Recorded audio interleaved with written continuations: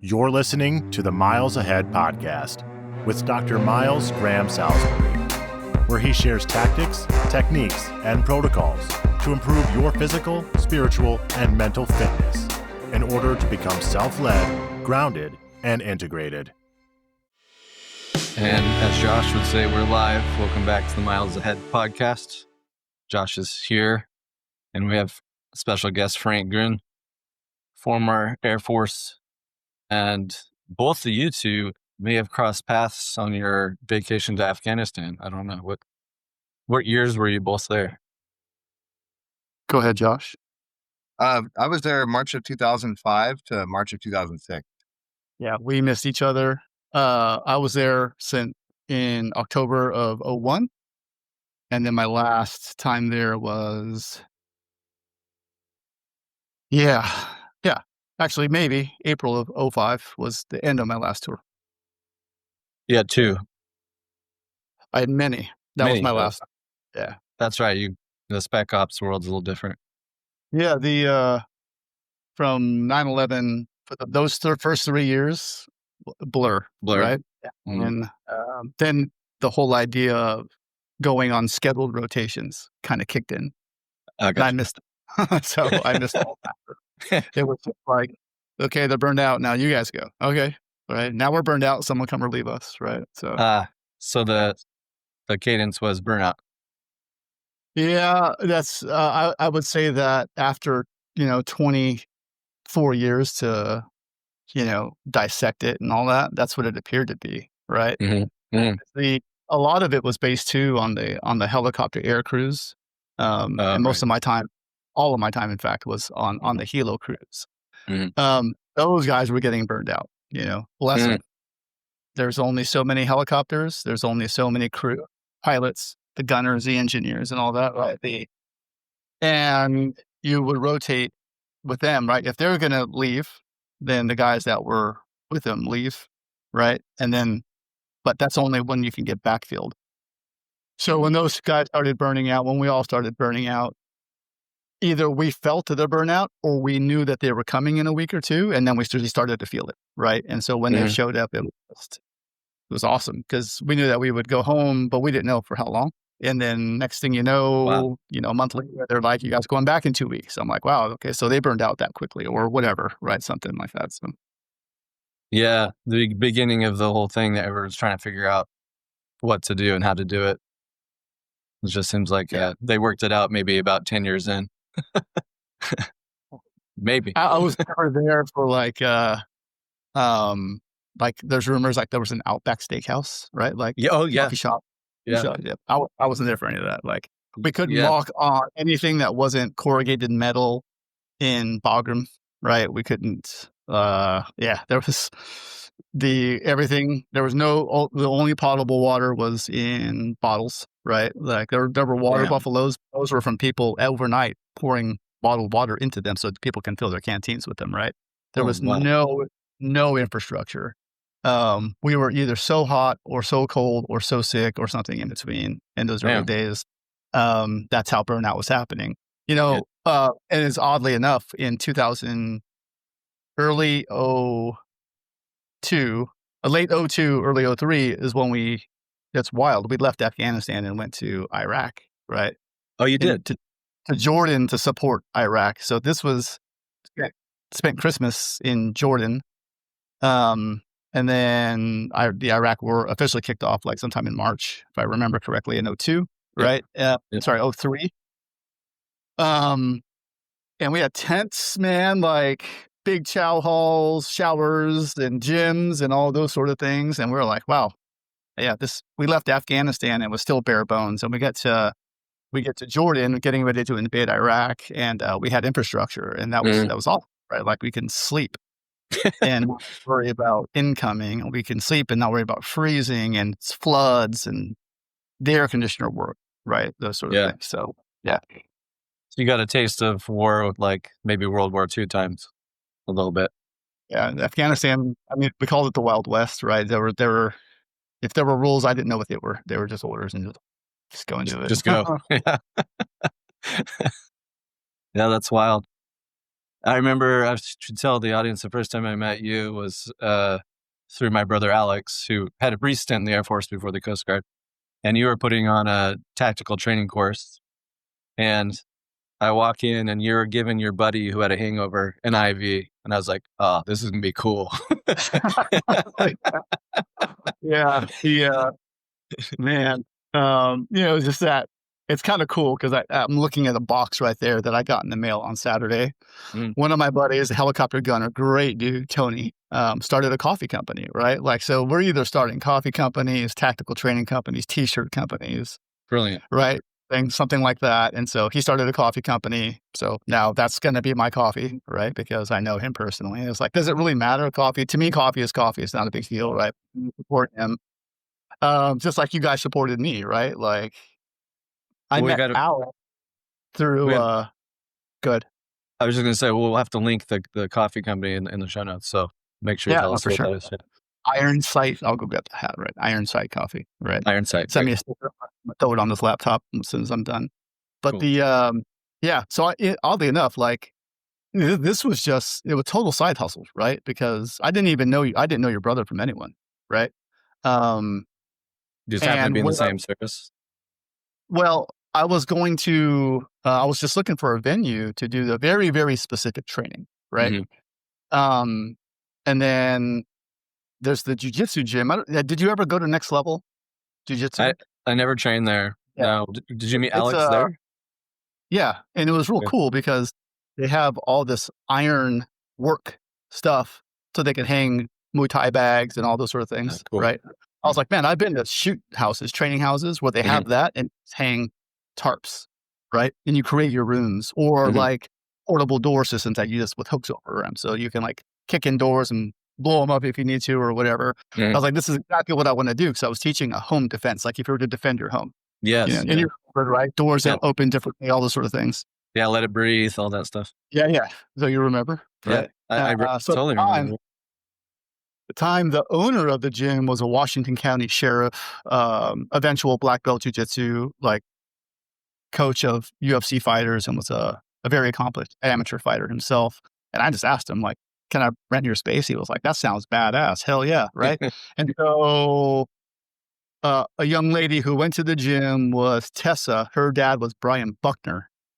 He came to the class. He went to church with Alex, told Alex, you'll dig it. Right. So by the time we were doing the second or third classes, Alex had came. And by the time we were doing the next one, then we had the venue in Hillsboro, right? The big one. There's this cool story behind that building too, right? My Binding, right? That used to be the Soloflex building, and that was built on drug cartel money. There was a laundering. Oh, no shit. Soloflex was a money laundering operation, right? Wow. Because if you look at Soloflex, you're like, that's stupid. Why was that so successful, right? Total fun. But we had that nice building, right? And when that guy went to jail, nice. My Binding bought it. They didn't need that nice space, but we used it, and we had it to our disposal. So that's how that worked out. It was a great space. It was wide open. Yeah, it was phenomenal, right? Because all the things that like doors opening in different directions, hallways and bathrooms and all those sort of things, right? It gave just the total experience. Totally. And my Scott, who's a professional bodybuilder, but he also has this iron issue in his butt. His body produces too much iron. He's a former airborne guy, Ranger qualified. Wow. Dude. And so I became his home medic to where I was giving him IVs and I'm drawing out the toxic blood as I'm pumping him full of fluids. And we would he would come to every class and I would do exactly what you saw, right? Like, yeah, there you go. Like I have all this gear. I have a bin right there just full of IV stuff and blood stuff. It was a great way to be introduced to what we're doing. Yeah. And I did think of it as the icebreaker as it was, but it really was. It's like, okay, all right, now that that's over with, like, let's have a conversation, right? Let's talk about this. Yeah. We got to learn working as a team, working different weapon systems. And you did a good job red teaming us and sneaking around and shooting us in the back and things like that. It was pretty fun. Yeah. I will say I had a lot of fun with it. That was cool. The best thing is, and I think you learned this too, right? There's a lot of people who had zero experience. Yeah, there were. But they were the ones who did the best, right? Because they had no bad habits. What we trained them to do is what they did, right? Yeah. And then a lot of people that came in, even just like dear friends, career infantry dudes, SWAT team members would come through and they brought their habits. I'm not that their habits aren't appropriate, right? But Sure. they're not appropriate for you and your wife defending your kids if someone breaks into your house, right? Those dudes are high speed, go that direction, right? Expecting, doing things and expecting everyone to follow suit. I'm like, no. Like, we're going to break it down to the basics and we'll red team to prove that the basics work, right? So Yeah. It was brilliantly done. So much fun. Thanks. Yeah. So- I did that without ChatGPT. I just fucking thought of it, right? Yeah, no ChatGPT back then. Yeah, it was all you. Well, That's cool cool. You because, got the coffee thing going. yeah, I love being a student, man. Like I've always just loved it. And then when I got to be an instructor, it made me just want to go be a student even more to learn things, right? So I always gave a shout out to PFC. I'll give a shout out right now, right? Progressive Force Concepts of Las Vegas. They were the first time that I experienced real training outside of uniformed guys teaching uniformed guys, right? Obviously former military guys, some of them just were police officers, SWAT dudes. Did you end up meeting Chad Lyman? Maybe. I don't remember many names. Anyway, just a legendary dude. He runs a company now called PJJ, Police Jiu-Jitsu, right? Was he like that jacked dude? Yeah, he's pretty jacked, older guy. Anyway, so I guess it gets moving to them. Like, and as much as I think as much as I think I know, and as much as I love to teach, right? They have forgotten more shit than I'll ever know, right? So I lean on them a lot. So every time I get to go train with them, especially when I was bringing them up here to do the live fire stuff, I never taught live fire, even though I'm qualified to do so, right? Mm-hmm. If I bring them up, then I get to sit in the stack and be a student again, right? And things that we learn, I'll take smaller groups but we had firing lines of 20. One instructor, right? Wow. With the firing line of 20, he had it just completely dialed in and squared away. No. And random weapons, right? Guy would have an AK. This guy had an MP5. I had my AR-15. Guys are just running pistols, right? It doesn't matter. But the idea and the cadence and all those were the same. And he had it dialed in. It was really, really cool. That's a good instructor, man. Yeah, working in attack or in the stack as a team was really fun. It's hard, but that was good. That was probably my favorite part. Hitting the last guy. I actually have a picture of you running. Oh, you do? Yeah. Just, doing it properly, like keeping, like, I'm in my stack, but I'm absolutely responsible for gear. Yeah. It's weird because I put your brother as the team leader on purpose, right? Because he's a guy that had very, very little experience, but he's a smart dude, right? And he will work hard to try to get it right. And the helmet fire I saw on him, I was just laughing. I'm like, dude, just breathe. Like, first thing I taught you guys was just to breathe, right? Like, if in doubt, just move. Just right? move. Yeah. Don't get up sit. Yeah. He would sit there and I'd be like, all right, fuck him up. Right? As soon as we stop moving, here we go. I'm sure that it was really cool because once people started doing that, they would say it. They're like, move, just move. Yeah. Yeah.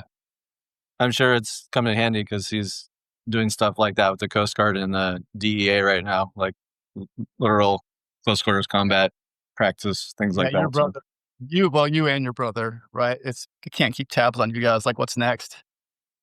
It's called ADD. Yeah. My 14-year-old ADD son, like football, Hell Week has started this week, right? First day of 2 days. Oh, daily doubles. Yeah. Mm-hmm.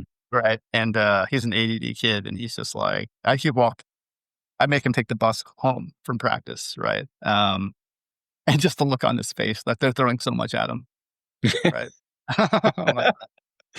And football, right? Just go figure it out. Yeah.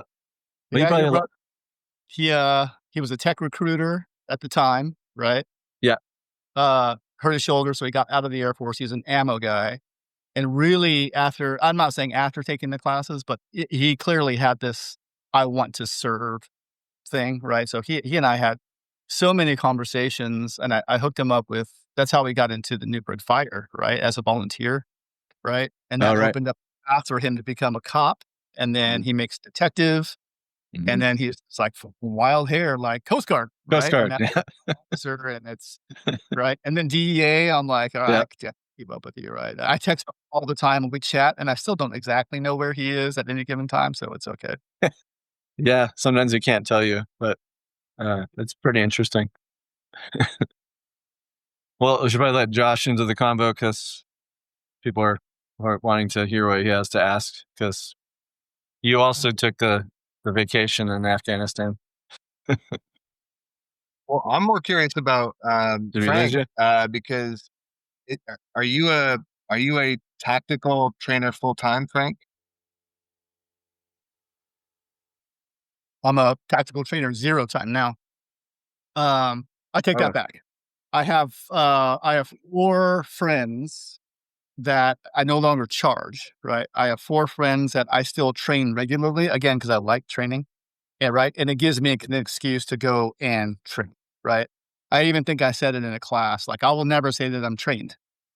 I'm not trained, right? I've had training and I want to sharpen my training, right? I have been trained how to use a Glock. I have been trained how to disassemble a Glock. And that's about the extent I would say that I'm trained on anything, right? Training to operate the Glock or the M4 or the whatever, right?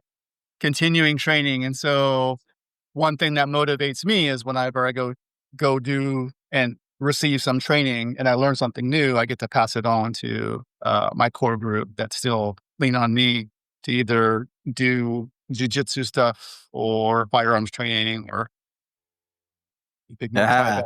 The bag. Right. Yes. So yeah, so so I don't do it as a job anymore. I do it as, my passion hobby. 100%. Good. Yeah. Well, it keeps you it keeps you connected, right? And Yes. and it keeps you sharp for sure. I love it.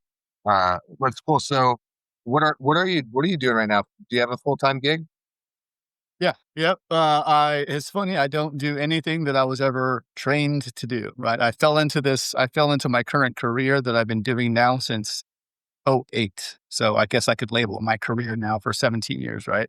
I'm in technology sales, specifically in cybersecurity and specifically to the Department of Defense. They are my customer. Wow. Cool. Good Yeah. customer. Yeah. Well, they're a pain in the balls, if I'm being honest, but I believe in their missions. I'll do everything I can to support it. Right. The customers themselves are great, right? The people that use the technology that I sell is one word, right? But consult to and deliver. It's the government red tape of, procurement and life cycle and training and all those sort of things that they kind of get in their own way, right? Doge only made it worse, right? The government efficiency only made it worse. Go figure. Yeah, but the customers themselves, they're rad, right? Especially the guys in uniform.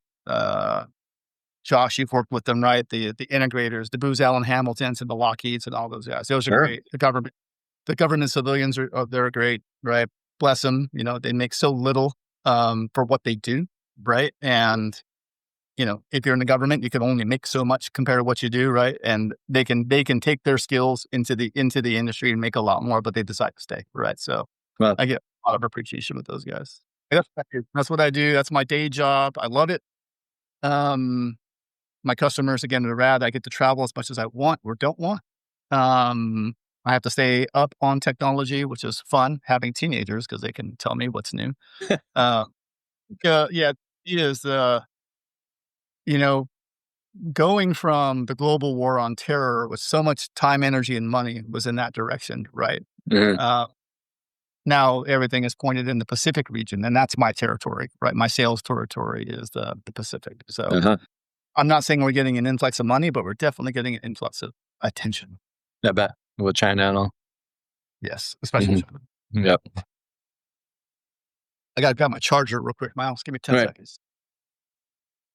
One of the things that you guys started talking about was like having a deployment schedule that made sense. In the beginning, they had all these parameters for a proper deployment, and it was like in the special operations forces world, it was like 3 months was a perfect deployment, or 4 months, something like that. And then for a conventional unit, it was 6 or 7 months. I believe early on, the Marine Corps said their perfect deployment was 7 months. And then by the time the surge happens, like people are on 12-month rotations, 14-month rotations. People's brain is just like, after that much time in country. Jocko talks about it in his first book. Like at the beginning, everybody's bright-eyed and bushy-tailed, and towards the end, like people are just glassy-eyed. Oh, another mission, exciting. Yeah, exactly. You guys had the Army had the longest deployments too, right? You guys would stay for a long time. I think that the SEALs were like 9 months. The bigger the unit, the harder it is to move, the more expensive it is to move, and the harder it is to replace. So you end up just spending more time there. And I was just telling the audience that at the beginning they had all these wish lists, right? It was like, we're going to keep them down to 6-month deployments, or we're going to keep it to a 3-month deployment for the soft. And then that just goes out the window, right? As these things start to ramp up, and they realize that you don't have enough people, that you have to have a 6 million person army if you're going to try and do that. And that's not, of course, where we were. So then everyone hates their job after a few years of that.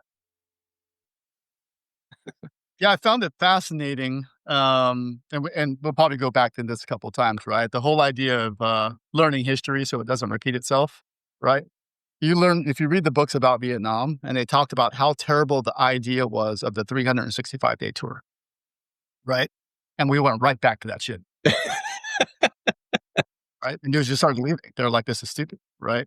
We have airlift. We have airlift in a way, like if you just think about, I know you weren't there, Josh, but if I tell you about 2001, the mobile airlift that got kicked in on September 12th, right, of getting stuff over there, and I never even did it in training, but had 2 Black Hawk helicopters folded up, blades folded, tails folded in the back of a C-17. Damn. The maintenance guys, air crew, operators, right? We go lights out and we start doing this flying spin, and we land. Whoop, they open that ramp before we even stop. They kick everything out, completely blacked out, and that plane takes off. And I'm like, what the fuck just happened? Right? They didn't even prepare us for this, right? And then I read a lot. I'm like, I haven't even read this sort of thing happening, but the maintenance guys knew what's going on. I'm like, how did you guys know this was happening? Right? They didn't. They were like, it just seemed like the thing to do. Bunch of cargo straps just started coming undone. Everyone just grabbing their stuff. Get the fuck off the plane, and it took off.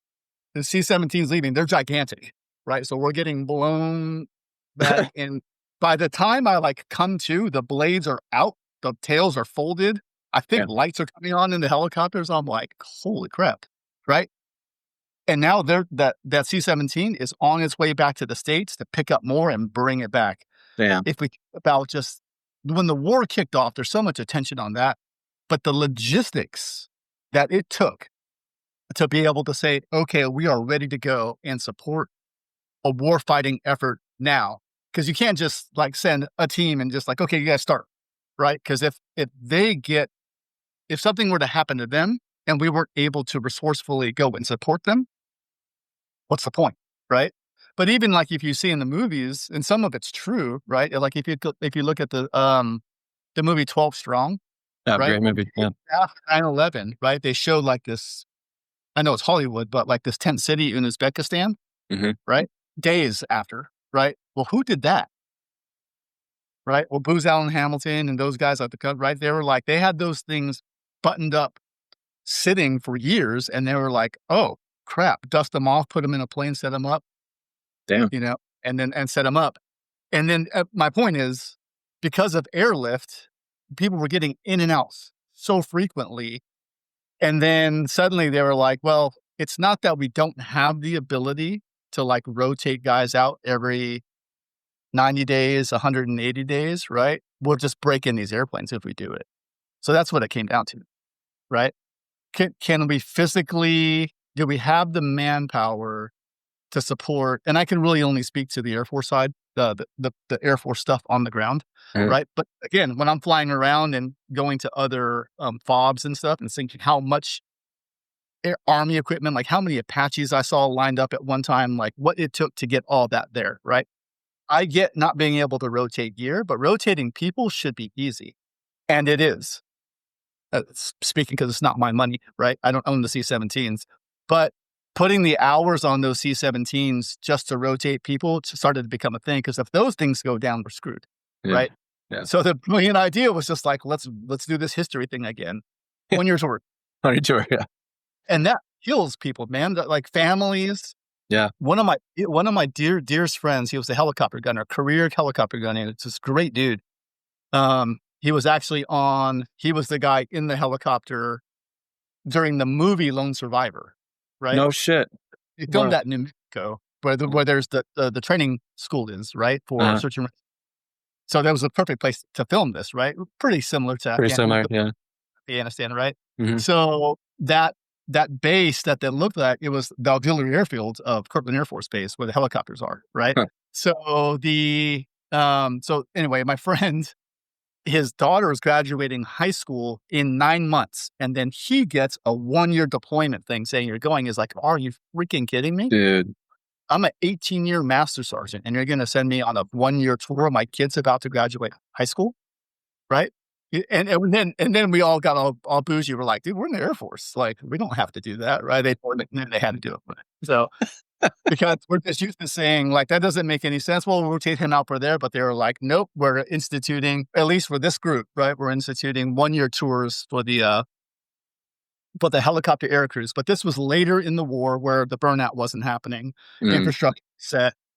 Outback Steakhouse was there, right? The Cinnabon, yeah. Yeah, that's right. Like gyms and showers and, things that people like to have. Anyway, so I was thinking about the whole idea of a 1 year. And for someone who was on the fence of re-enlisting, if you're doing a 1-year tour, you're suddenly on the other side of the fence saying, I'm probably not going to re-up. Mm.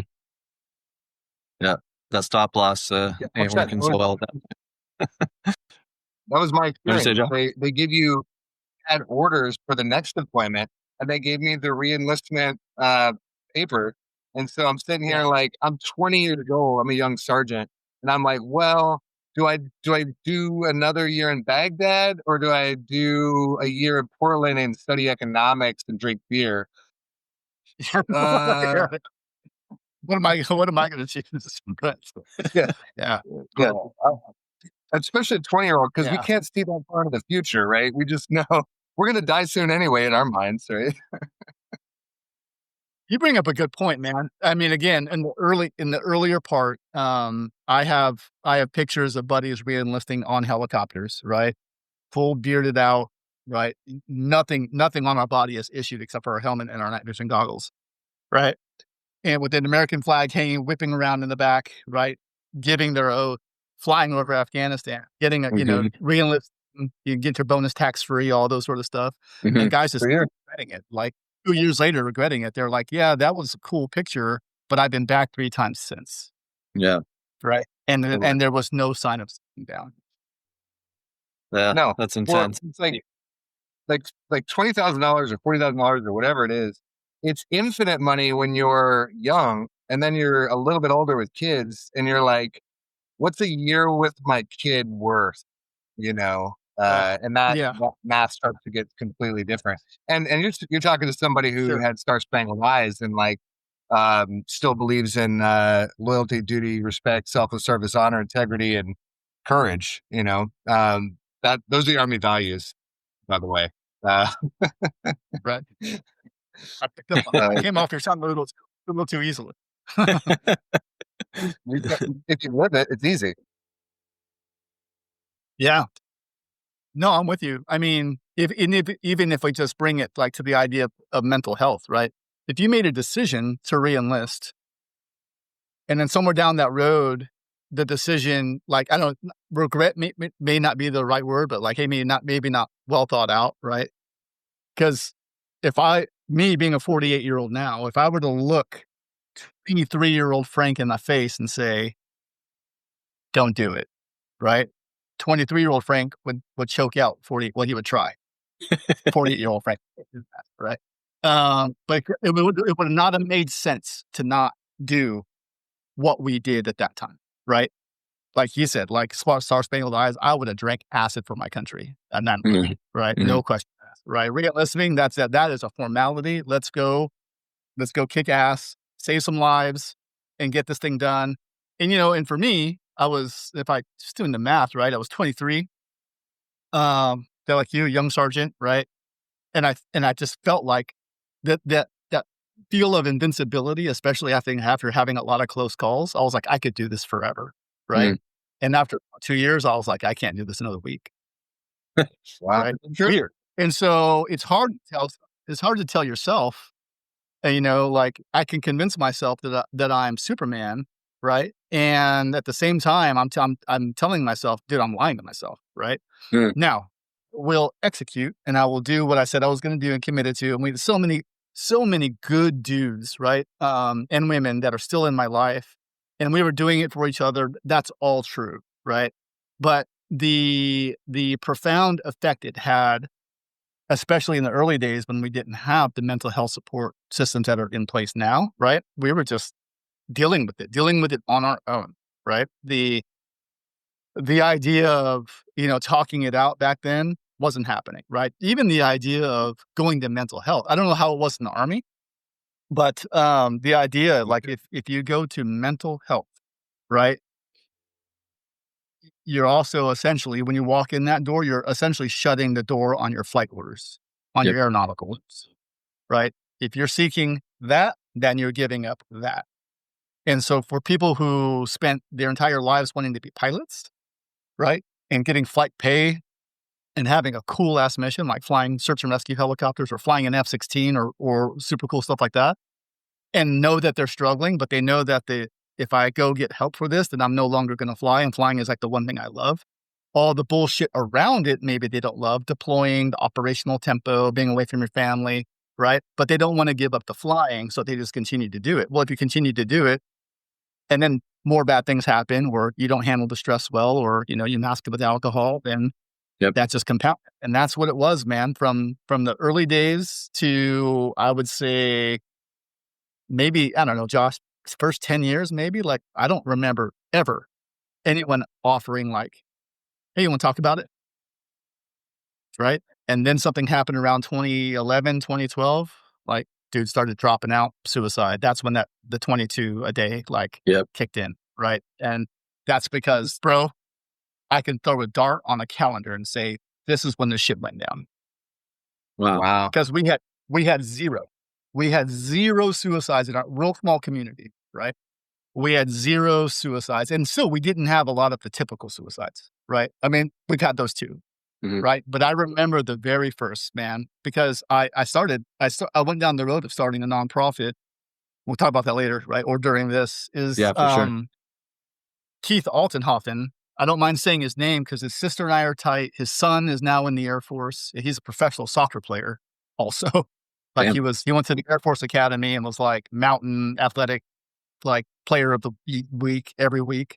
Wow. Got drafted by Seattle to play soccer and is also in pilot training. Like, how badass is he? Yeah. Keith's nephew anyway, right? So Keith died out of nowhere. We're like, what the hell? Like, it hit me like a ton of bricks because he's prior Army. Funny dude. And would be like, the last to ever do something like that. But he didn't do it in a typical fashion. He masked his stress with alcohol. And the only way that we knew that is, we just did it forensically. He owed like $1,300 or $1,400 to the bar at his squadron. Man. So when you land from a flight, typically you go debrief. And if we're all adults here, right, we'll go, and the squadron bars have tap handles with beer and liquor bottles and all those sort of things. As long as you're legal to do it, you do it, right? But you also just kind of write down, like, this is what I owe, right? Maybe it was that the officers club or something like that, where he ran up a tab of $800 and stuff on base is like free, right? Not free, but kind of like $1 a drink sort of thing. Pretty much just paying for the convenience of keeping the lights on. Yeah. So if he ran up a $1,300 debt, and that means he was also paying it off at times, right? How much was he drinking? Yep. Right. And how much of a functional alcoholic was he? Right. You see what I'm saying? And so no mental health support except for the bar. Right. And so again, when you're a really good helicopter pilot, like helicopters fall out of the sky all the time, right? It's wild that we volunteer to go up into these things, right? Dudes hire with thousands of hours of helicopter experience. But you talk to them, all of them have had mishaps, hard landings, right? Drug one through the trees, right? Like almost near midair collisions, all of them, right? Now, when those things happen, there's mental health professionals like Miles, right? That are built in to say, okay, let's unpack this to make sure that we're good to go, that we're square, right? That we're clear to fly. We didn't have any of that. So Keith was drinking himself and literally drank himself to death on purpose. Wow. I call that suicide, right? Because everyone's telling him, dude, you are drinking way too much. We know why you're doing it. That sucks. You need to stop. Everyone's offered to take him to rehab. At this point, dude, they're like, you're not even flying anymore anyway because no one trusts you, that sort of thing. And he just took a bottle, and he even said when they had this last bottle was like something like, this might be my last one. And it wasn't like I'm quitting, right? He just knew his health was so poor that he drank himself to death. So to answer your question, Josh, that was number one. And dude, systematically, they just started happening. In similar fashion, or it started to get more brutal? No. So, I mean, rare was they took out a gun, right, and did it. But those happened too. Guys just that weren't taking care of themselves were just accepting the fact that it's better just to numb it and die than to deal with it, right? Yep. The war hero, Silver Star recipient, helicopter pilot, was so... I won't say his name because I love his family so much, but I remember him on flight status asking for like pain meds, right? Because his back fucked up just from sitting government, not for so long. And then even this quick side story, you might even remember Josh, right? There was a medication that was stronger than Motrin, but not as strong as some others. It was called Vioxx, right? An anti-inflammatory. They were pumping us full of that. And then the FDA said, this is terrible for you, right? I'm like, wow, that sucks, right? So those sort of things to where he needed narcotics to manage his pain. He needed narcotics to manage his pain in order to be able to fly. That means he's on narcotics flying. Yeah. Right? Like, it hurts. And so now he's an addict. He's a junkie, lost his career pretty much because of it, right? Because his son was a professional, like X-Game guy, right? And so he would steal like his rigs and go pawn them to buy payment, right? That's when it's getting bad, yeah. He takes his mom on a cruise, and at customs they found his stash, and they're like, you can't take it, right? So he went on this cruise without any, draw so hard that he died. Oh man. Yeah. Like sort of a heart failure thing or something? Yeah, totally. Yeah. Right. Yeah. So, and that's another example of it just happening in such a weird way. Yeah, but there were the dudes that, that shot themselves, that would shoot themselves. There were the guys that would OD on purpose, right? Big fat syringe full of stuff, jab it into their vein and go for it, right? Yeah. Just so they would black out, just not wake up, right? They knew it, right? Because some of them are medics, and they know that this is what those do.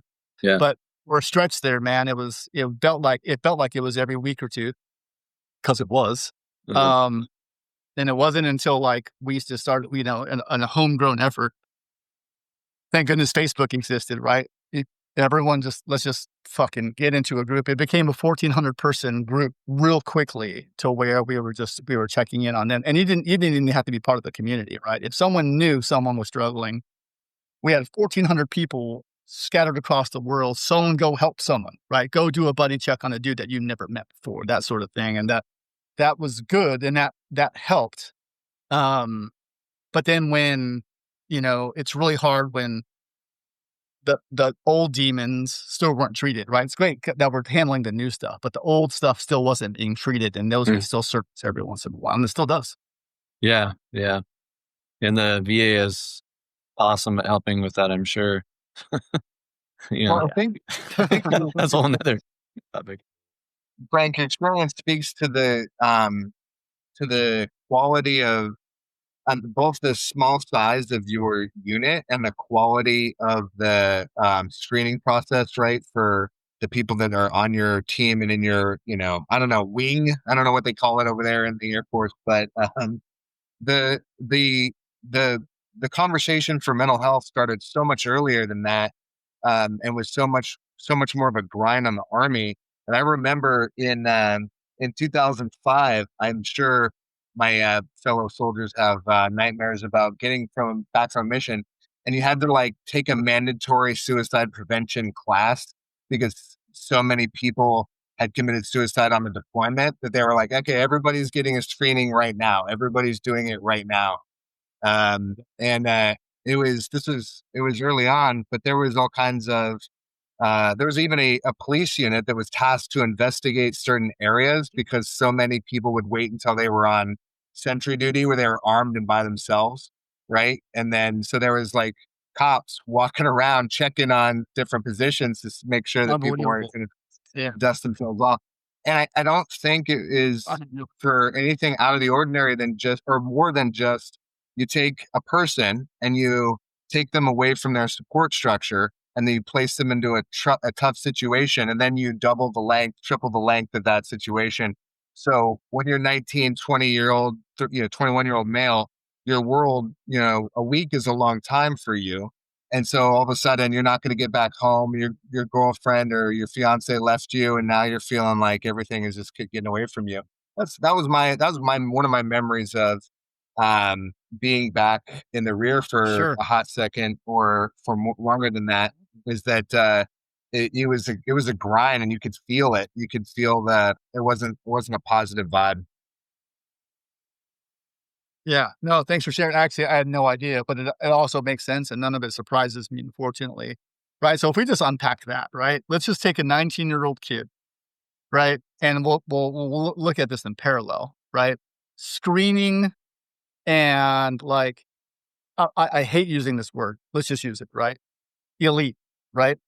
So you don't just say, I want to go into special operations and then, show up to the house and they throw you a cool gun and some sunglasses and say, go for it. Right.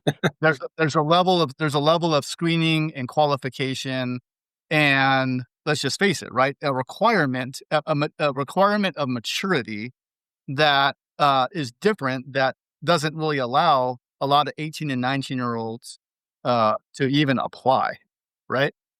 And if they do and they make it, well, because they went through a training cycle that's so hard that you've proven that you have that maturity at an early age, right? Mm-hmm. What does it take for a 17-year-old who will be 18 in a month? What does it take for him to become an 11 Bravo in the Army? And this is not a slam on 11 Bravos, because I love my 11 Bravos, right?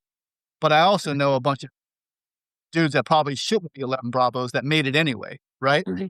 And like what we were talking about under an hour ago, right? If you need a body and he's technically qualified, send him. Right? To where on this side of the house, you have a bunch of dudes who are so mission focused and part of the intelligence planning and part of the cell, right? We don't feel like we're essentially a cog in the system, even though we were, right? We just had a little more life experience. We had definitely had we had an advantage in the sense that we could, we had an advantage that we were able to, I don't know, it's even hard to put it into words, right? But if we just say like squared away, right? Mentally, we were just a little more squared away than our 11 Bravo brothers and our Marine infantrymen, right? Not by a lot, but enough to say that typically we're older. That's true, right? We're probably on our second enlistment minimum. True, right? Some of us have some schooling, but it definitely, we went from one job and then got into this type of work. Or you're a pilot and you went to 4 years of college and 2 years of flight school and all those sort of things, right? None of us were 18-year-olds holding rifles that were bigger than that, right? So, but the guys that were going through some of the hardest shit were them, right? For longer amounts of time. Even I said it at the beginning, when the shit was the hairiest, early 2002, the deployments were shorter. Hmm. Right. And then once things stabilized a little bit, when it became less of a special operations effort and became more of a conventional effort, the tour, the war didn't seem as hairy, but the tours were longer. But when the battle started happening, the Fallujahs and the like, right? You have conventional infantrymen duking it out, and their best friends are getting their head blown off, right? Those sort of things. And we didn't have the best that they can do for mental health. I didn't know this. I'm making this up, but it sounds right, Josh, right? The best that they can do for mental health, you come back from a mission, you do a screening. That's your mental health check. No, I don't think I'm going to commit suicide tonight. Right? Is that mental health? That's what they had. We didn't. Right? So it just sounds crazy, but that's what it was. Instead of like sending chaplains out there to go talk to dudes or guys like Miles, what do? They sent 18-year-old MPs to make sure that guys aren't shooting themselves. Right? Yeah. That's what I'm standing, right, Josh? Yeah. Right? So look, how crazy is that, right? Insane. And we're the biggest, most sophisticated and advanced fighting force the world has ever seen. And we have dudes still committing suicide from a war that technically ended 3 years ago. Yeah. Right? Yeah. It's wild. It doesn't make any sense. And it seems like a conflict of interest still. And it's the same in like the LEO world where you have a psychologist you can talk to, but they, like you were saying before, they can take you off the line if they think they need to. So who's talking to that person? The brilliant thing is like everyone can talk to the chaplain, right? So everyone loves the chaplains. LEO world, military world, you're clear cut. No one, they're not going to tell anybody. So everyone loves the chaplains. We are like the plague. Nobody wanted to talk to us. Like, get the fuck away from me. Unless you want it out, then you can be like, yeah, I'm not taking, like, send me home or whatever. Yeah. Bad setup. Yeah. The other thing that Josh, you mentioned is when I started this Facebook group, and then a buddy of mine who was never in the military, he was actually a former UFC fighter. He read Sebastian Junger's book, Tribe. Great book. Yeah. And then he read it and he called me. I remember it vividly. Like, wife and I just like finished up like eating lunch. Kids are out of the house for some reason. I get a text. He's saying, I want to do this. I'm like, Nate, I need a little more information. Right? Like, he sends a screenshot of a podcast that Younger did talking about his book, right? So Younger, who wrote Perfect Storm, right? World War, right? So we know him in our community because he wrote The Perfect Storm, documenting the search and rescue efforts from right. And they made a movie out of it, right? Where Air Force Search and Rescue was highlighted. Right. They didn't do a terrible job, right? It was pretty cool. To where a PJ was lost, right?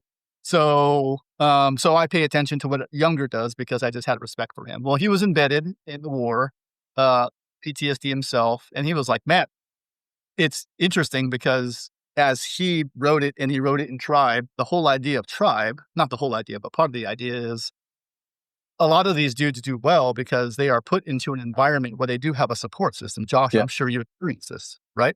Like your squad, your platoon, your company, your battalion, right? Yours. Now imagine that's your identity, especially guys that are out there in the shit, right? Infantrymen, Rangers, and the like. That's your identity now, right? You even have the thing hanging on your wall. It's part of who you are. If you leave on your own, your chances of being mentally stable and successful in navigating the rest of life is much higher than if you're pulled out of it, right? Because if you're pulled out of it, you're having your identity taken away from you. Yep. Right? That's where the adjustment is the hardest. Yes. Well, part of the adjustment is the hardest, right? Your identity is your squad. I'm going to make this up. I'm an infantryman, right? Maybe I re-enlisted. I made sergeant. I have guys under me, right? And then a vehicle blew up next to me, and now I have a TBI, but I still know who I am. I'm still capable of doing things, but now I'm out of the Army. When I plan on being in for 20 years. Bad. Yeah. Yep. And all I know is this, right? Now you don't have that, and you might get a check from the VA. Yep. Right? Those sort of things like that. That is why dudes are lost, right? Agreed. Yeah. Because it was not, the ones who were forced out were not, without disrespecting them, you really need to hold their hands in the process. Yeah. And the transition assistance program, TAPS, right? That was a 1-hour meeting saying your VA is over there. Yep. And that's about it. And here's how to get a job, maybe, if you want to. Yeah, maybe. Right. And that was about it. Oh, and here's how you file unemployment. When I left active duty to go to the reserves, I had to go to a TAPS briefing, right? They're like, you're going into the reserves, you can file for VA benefits and disability.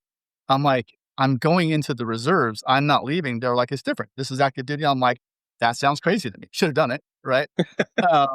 But the guys who were getting out were paying attention to that, right? And the only other thing they told me is, hey, when you go to your reserve unit, unless you're on orders, you can file unemployment. I'm like, what? Really?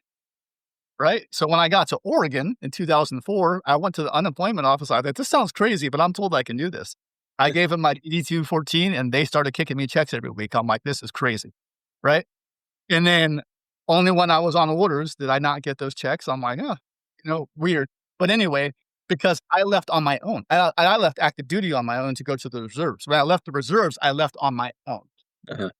And it wasn't until I learned it was the ones that were pulled out and they were losing their identity, therefore losing their tribe, therefore losing their money. That is so true. Yeah, back to that book. It's such about the community. You lost your brotherhood, you lost your identity all in like a 24-hour period. And then you're going back to the civilian world where you're not really that familiar with and no one can understand you. What do you think's going to fucking happen? And it all goes to your spouse. All that pressure goes to your spouse. There's only so much they can handle if you even have a spouse at that age. It's a perfect storm of disaster. Sure. And even dependents, right? Spouses and children, right? They were used to a military type of lifestyle as well, right? Especially if they lived on base, right? On one base schools, right? And base care and the commissary and the BX, right? Everyone there, most of the people there have something in common, right? Someone in that house wears uniform and reports to work, right? And that sort of thing, right? Yeah. And then as soon as and I use my example now, I'm just sitting in my garage with my garage door open, right? I'm one of two veterans in my circle of a street. And the other guy is a retired colonel, wasn't a pilot, but was like an Air Force colonel, was a logistics guy during peacetime, right? It was perfect, like 71 to 91, right? So no experience in combat. It's great. I love him to death, right? Good dude, right? A lot of houses with a lot of people, and I'm the only dude with veteran plates, right? I don't relate to any of these guys. There you go. Right? In my job, I'm lucky. Again, I'm lucky. I get to go talk to military dudes every day. Yeah. Right? Imagine if I didn't have that. Yeah. Right? It's hard for me to process if I wasn't selling to the Department of Defense. Mm-hmm. Right? Because there has been times in my career where I did sell to people to the commercial side of the world. Right? And want to talk about loss. And I think I'm pretty squared away. Right? There was a time I'm like, I don't like not being involved in that. And it was one of the weirdest things. Right? Mm-hmm. So when Nate said, I want to do this, what he wanted to do was what Sebastian Younger said in his podcast, to do these town hall things, because this is what the warriors of the past used to do. Yes. Especially stands, right? We'll just do a quick history lesson. And by the way, Alex would nail all these trivia questions. I don't know how we do all these things. Don't play Trivial Pursuit with him. Yeah, I've heard, right? So if we go back to like the Roman Empire or the Spartans or whatever, right? There was not a lot of fighting at night, right? Couldn't see shit. Yeah. So those warriors accepted the fact as the sun was going down, wrapping it up. We're done. Right? Yeah. See you guys in the morning, and we'll kick each other's asses then. So they go back to the prospective camps, set campfires, and they talk it out. Yeah. Right? Yes, your best friend and your brother got their heads chopped off today. Right? And that's terrible. Right?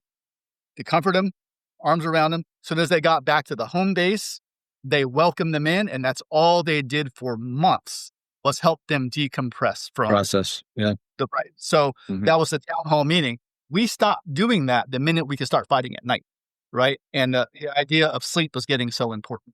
Yeah. The sleep was important. So even in Vietnam, right, they would start doing night patrols. Mhm. Read the books, right? Those dudes were up for more than 24 hours at a time. I have duty today, right?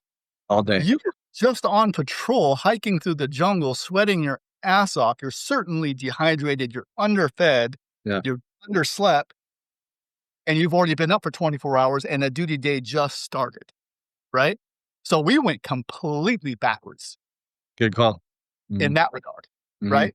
But the idea of just talking it out, taking breaks and talking it out was the very first step in bringing those who have similar backgrounds, right? Because Josh and I, we've never met, but if we sat down, it'll take us about 27 seconds for us to say, we know this guy, right? Yeah. Yeah. Where were you this day, blah, blah, blah, blah. Okay, now we have someone that we know in common with 2 or 3 degrees of separation, right? Mhm. We just had a conversation and now I can relate to Josh, right? In the civilian world, you really don't get that, right? Yeah. And when we did our first town hall, we call it vet speak, like veterans speaking, right? We use Sebastian Younger's template. Veteran gets up, he can talk about anything he wants, minus politics. Just can't just say like, Smart. President sucks, whatever, right? Like, but if they started to do that, I'm not going to stop them, right? And the only other rule is you can't interrupt them. Let them talk. At the end, when they're done and they go back and grab a donut and coffee, if they want to answer questions, that's fine, right? Mhm. Well, someone from the Oregonian was there. I didn't know that, right? Took pictures and made a story. And dude, it hit Stars and Stripes. I had no clue. No way. Right? Wow. Telling me it hit Stars and Stripes. I'm like, oh, cool. And my name's all on it. I'm like, I don't like that. Right? I don't. Doesn't matter, right? And then because my email address was on there, I started getting blown up. And this guy, Travis Luscano, I hooked you up with Travis, right, Miles? Yeah. He's an amazing guy. Yeah. Yeah, Travis Luscano, former Marine, enlisted, turned out he went to medical school to do work like Miles and did that for the Air Force on a very, very like big scale, big deal dude, right? Oh, yeah. Got retired, moved to Portland, and life suddenly sucks, right? Talk about he would be walking downtown Portland. He would see someone he would see veteran plates on the car. He would stand there and wait for that person. Wow. Just so he could strike up a conversation to say, hey, man, I was in the military too, right? That sort of thing. Yeah.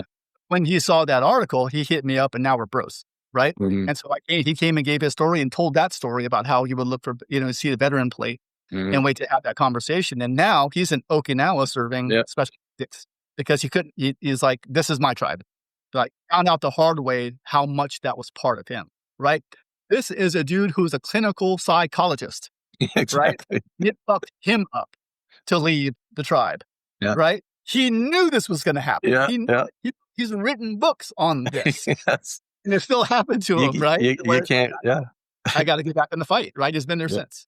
So Yeah. just the idea of, having the forum. I've had 2 dudes specifically tell me that they were this close to ending it. We invited them to Vet Speak. They came and talked and, they're live. I don't know how well they are, right? It's hard to keep track of everyone. But I was also like really impressed with some dudes. Like I knew them for years. I didn't know how involved their stories were, right? The Oregon National Guard in the early days of Iraq did the infantry dudes did a very, very special operations type of mission. And a movie has been made out of it, like a independent documentary. Oh, really? I've known those guys for years. I had no idea that they were involved in, and it's no wonder some of them are kind of fucked up, right? Just because they went through that, they took on that assignment, executed it, lost some dudes. They're infantrymen that didn't get the care and feed that special operations got, but they were expected to do the job anyway, right? And because they never had a chance to talk about it. So when one of them got on stage to talk about it, he was like, man, I haven't told the story in 9 years. Yeah. Dude, you should tell that story every day. Hell yeah. Right. And you guys had a podcast going for a while too. Yeah. The podcast was even cooler because I was just looking for dudes, right? Like a guy that your brother works with now, I think he's a current he was an active duty helicopter pilot. then he joined California Guard so he can become a DEA agent too, right? So Okay. he's kind of like you guys, like can't wear enough hats, right? So he's a DEA agent in Portland. That's where his first assignment was, but he still flies. He heads out to California for his weekend duty to fly helicopters. Mhm. Right? And this is funny, dude. Like he would, I would cry, dude. I will send you the picture. He got like an Uber sticker made and put it on the helicopter as he would fly it. And like, not if they're not doing combat shit, but hey, you're a helicopter. Go take these dudes there. They're like, that's not what we do. Yes. Go do it anyway. It's like, that's stupid. We're the QRF. We're on standby to do search and rescue. They're like, you guys aren't doing shit. Go fly that dude over there. So he was like, so we're Uber now. Okay, cool. Right. So Devin, he was like one of the dudes, right? I just knew him through the Facebook group. I'm glad this is like coming around, right? Yeah. So I didn't know who Devin was from anyone, Devin Sperling. But we became Facebook friends because of the group I started. And then I saw his post. I was like, this dude is hilarious, right? Of course, he got his hand slapped for doing the Uber thing. Didn't stop him. He was like, what are you gonna do? Like, Whatever. yeah. Like if you're gonna get me in trouble for that, that's pretty lame. But anyway, he was one of the first guests, and he talked about like, and he even took it to like a micro level, like dating, right? How hard it is for dudes like us and Josh and him, right? To date people. We have dating to our neighbors, right? Imagine trying to like woo a girl in a city like Portland where there's no active duty military anywhere. Right. Closest active duty military to us is 2.5 hours north, right? And that's hardcore military. That's 2nd Ranger Battalion and 1st Special Forces Group, Mhm. right? Mhm. And so there's a lot of National Guard around here, but again, that's not active, right? So Yeah. having it like really weird for me too. Like my spouse, right, had no idea what military really was when we first met, Mhm. and I was already going to war and about to deploy again. It's when I first moved here, joined the reserve, moved here, met her, and then did a deployment. Right, she really had no idea. But and so he just mentions like, he's like, you know what it sounds like, what we sound like to them, and he used it, and I still laugh about it to this day. If you try to talk to a girl who's really into CrossFit and you're not, you're like, will you shut the fuck up about that? Right? And that's totally relatable, right? That's I know a lot of people who are obsessed with it. I'm not obsessed with it. I appreciate it, right? Those sort of things. But I have talked to people who are obsessed with it, and I can't have a conversation with them. Right? That's a good analogy. Get it, right? Because my brain has a very, very specific, like, processors, right? And a lot of it has the conversation that comes out of my mouth sometimes is very military-like, and I'm sure that turns a lot of people off. You see what I'm saying? Totally. So you have a hard time It's relating to like- people, neighbors, I whatever. feel like and you you're have being a hard too time dating. gentle. That's such a gentle comparison, CrossFit to the military experience. That's a little too gentle. People, you're like an alien in Portland, man. The first conversation that I had, this is a true Yeah. story. This is the one Yeah. we want to clip for TikTok. We want to go viral because it's hilarious.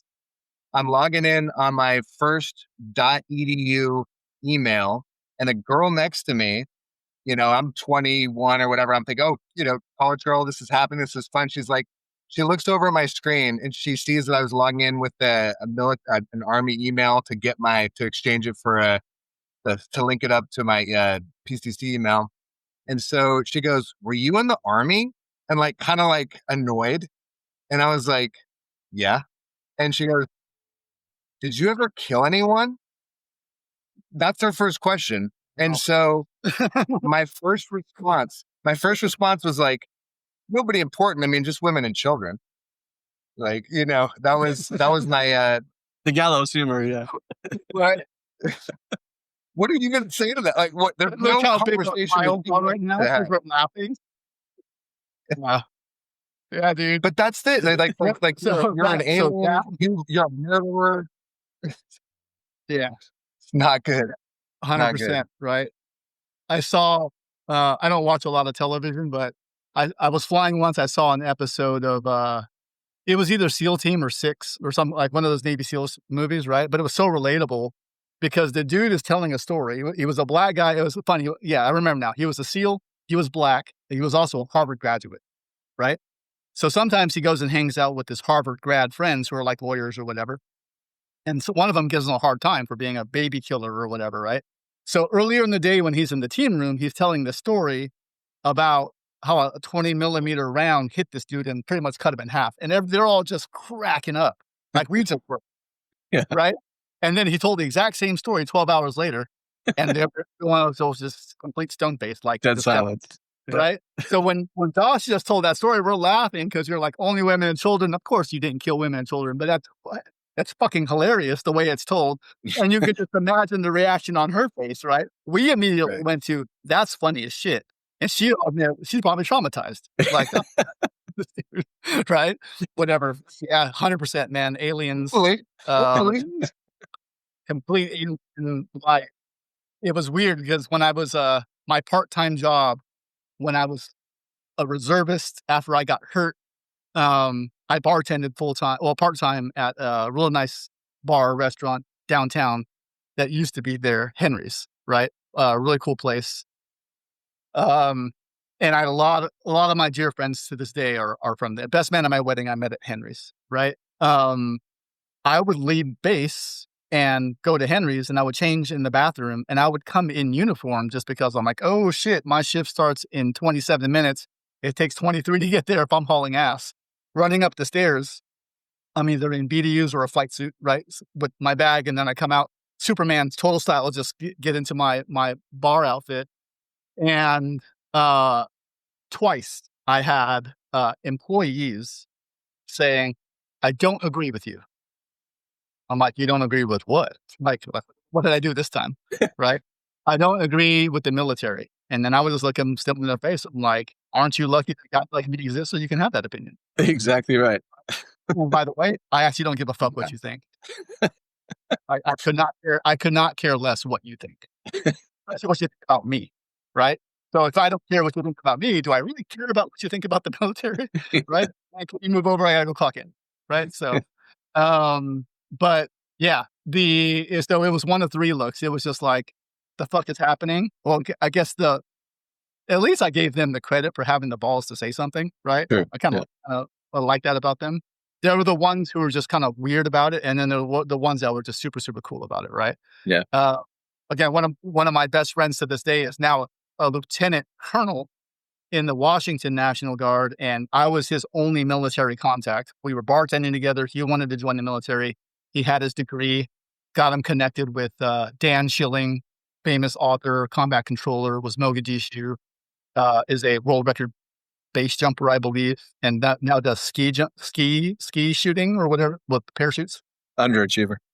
Yeah, completely. For an older dude who's in Salt Lake City, just giving props out to Dan. Wrote a beautiful book about John Chapman, and it was my one guy that has a lot of juice, and I love Johnny so much that I connected, and he wrote him a letter of recommendation. So John is now Lieutenant Colonel Dalrymple in the Washington National Guard because of my job at that bar. That's a bar at the bar. Anyway, just putting it all together, like that's cool. Well, and he was obviously he was one of the dudes. That's fun. What's that? It's a beautiful circle of life, right? And what it's cool is like so the fact that people push back on you doesn't change the fact that you're still willing to do whatever you can to help the people around you. And the only unfortunate part about that experience that you're sharing is that person who came up to you to give you their opinion, stupid as it may be, they're right as it may be, is in their mind, they're speaking truth to power. Like they're telling their important truth to somebody in uniform. And I think that's the action of an immature person who hasn't done a lot of living or traveling or read a lot of books, in my humble opinion. However it works. Yeah, I didn't think about that we don't have a whole lot of big bases around here. We got little army bases, and we have the National Guard. The Coast Guard base that Alex and I use, I do the auxiliaries, active duty reserve. We share with the Marines, and it's funny because their Century guys have like plate carriers and M4s, and our guys have, can I check your ID? And have no weapons. Like, We rely on the Marines to like keep the base safe. Actually, I talk about that a lot. When I'm comfortable in my job right now, but when I interview for work, and I was like, yes, I am an account manager, and I sell to the DoD, which means I've been on an airplane to go do that, right? Because there's no, active duty in this area. And that just is a memory jog. It's just a thing for me. Like whenever anything cool happens at the National Guard or Reserve base by the airport, right, I try to go check it out. Like they got the new F-15s in there. I was like, I'm gonna go check that shit out, right? So I do. Well, I think it's cool, right? Just and close to it. But whenever I go to active duty bases, it's total nostalgia, right? It's cool. Now it's just different because I used to fly in the back of C-130s or C-17s, and now I upgraded to first class on Alaska Airlines all the time. It's, Yeah. now they call me sir when I come on base because normally even my current job, I'm the bearer of bad news. Like your cybersecurity sucks, General, right? Yeah, I do, right? So sort of thing. So I'm there to help them. But so traveling for work and staying close to the military helps me, right? So I can only imagine for those who they don't have that type of situation, right? Mhm. And why I push, and this is, take this in any direction you want, right? Why I stay close to Brazilian Jiu-Jitsu, right? Good call. 3 reasons, right? Number 1, it's fucking hard, right? Doesn't matter how good you are. Someone's better, right? And even if you are the best Jiu-Jitsu practitioner in the world, there is a guy that can beat you. Yep. Right? I mean, I beat you all the time, right? But he will catch you because he can do something better. That's just the dynamic of it, right? So the fact that it's hard, and no matter how good you get, it's always going to be hard, kind of sounds military, right? Because if you're comfortable in your job in the military, in the armed forces, you're the guys that get made fun of, right? If your uniform is always perfect and your haircut is always perfect and you have time to do online school during your shift, you're not out there doing the job, right? You're not on airplanes. You're not at the range shooting. You're not out there rucking. You're not working out. You're the guys that Josh and I would make fun of, right? Yeah. So the idea is that if it stays hard, then it's one of those respect things, right? Like they're in the shit, they're earning it all the time. You're going for it. You don't want to be comfortable, right? Very military-like. Mhm. The other part is there's very much a rank structure, right? There's a uniform and there's belts, just like there's a uniform and there's stripes or there's bars or whatever, right? And you have to earn rank. Nothing is given to you, right? And I will tell you stories like in both military and jiu-jitsu, like, how the fuck did that guy get promoted? Right? Right. You say that about me, right? Like, how did he get, how is he a brown belt? Like that sort of thing, right? Where like, how the hell did he make NASA, right? Over that guy, right? That guy's way better, right? Those sort of things. And that's the dynamic of it. There's the dude who's clearly in charge, right? The alpha, the commander or the first sergeant or however you want to see it. And then there's the people that are learning from him. And dude, Josh, I will tell you, if you don't do it right, there's so much military that happens in there because you go in there and you train for an hour and a half, and then it's 30 minutes to an hour of just like catching up and like, hey man, like, hey, does anyone have a good house painter? And the guy over there is like, dude, I know how to paint houses. Let's just do this. And people will show up with painting supplies and barbecue like things the next weekend. Very military-like. Like you're not going to pay to get your house painted. The 5 of us are going to knock your house out, and then we're going to drink beer and talk about it. Yeah. Instant Right? community. So the other part of it is, it's like there's military in the community, right? There's more gyms now in Portland than there used to be. Obviously, that's just the nature of it. That's cool, right? But I can travel anywhere, right? And I can go to any gym. And I'm just saying, hey, my name is Frank. This is where I train. I'm a brown belt. I love to train with you. Big hug. Never met the dude before. May not even speak the same language. We just kind of get it. We train and we do it, right? Go anywhere. Josh can attest to it. I could look at your shoes, your pants, your shirt, right? Your beard. the backwards flag on your thing, right? The dip in your mouth, your hat. Hey, dude, I'm going to go have a conversation with them, right? I might miss my flight because like within a couple minutes, like we know the same people were doing the same thing, right? So the community of it, right, is just something that I will cherish forever, right? And so that's military and jiu-jitsu, right? Because when you really can't tell jiu-jitsu guys unless they're wearing a shirt that says jiu-jitsu, or they have ears that look like mine, right? Hold on, let me give you this call. But when we start talking, from what I just said earlier, right, we have this respect and appreciation for each other that jiu-jitsu is not easy, right? I guess there's a fourth thing, right? When my son pointed this out to me, and I kind of got on this horse. Fighters don't fight, right? So jiu-jitsu is, I can say this because I've done a lot of martial arts. Jiu-jitsu is the hardest martial art. You're not going to get a black belt at 7 like you can in Taekwondo, right? You're not going to get anything but 8 7s, right? It's completely merit-based. I think the average, if you go all in, it still takes about 8 to 9 years to get black belt, right? Yeah. In doing it for decades, I'm still a brown belt. I just can't put as much time as others can to it. Right. Germany is mine. I don't care. But what my son Charlie has said, and very wise 14-year-old, and Miles, you remember him when he was like 2, right? So he said, what I learned is, because he wrestles and he does jiu-jitsu too, is like fighters don't fight, right? If me if I'm in an environment where it feels like someone is trying to pick a fight with me, I don't need to fight. I definitely don't need to bow up and like all those sort of things. Like I know I could dismantle that guy. I'd rather just talk my way out of it, right? Now, obviously, if he's injuring someone else, then I'm going to use jiu-jitsu and break it up and also subdue him or whatever. But what you never see is 2 fighters in the street fighting, right? Good call. If someone knows how to fight, you can YouTube it. Knows how to fight against someone who thinks he knows how to fight, and then he just gets finished. Yeah.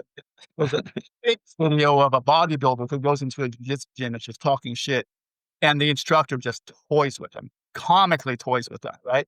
So where then he brings in a female black belt who's half bodybuilder side, and she even has an easier time with him, right? Because he underestimated her. That sort of thing, right? So when and it's the same thing with military guys, right? I mean, depending on a blood alcohol level, right?